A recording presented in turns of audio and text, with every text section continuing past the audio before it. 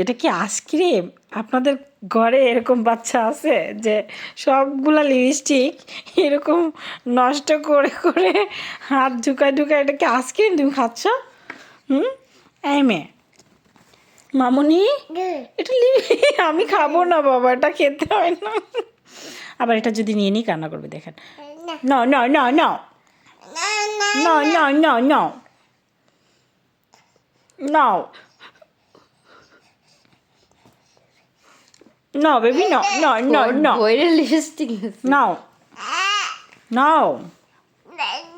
No.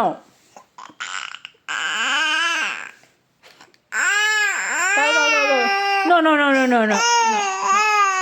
Oh my God.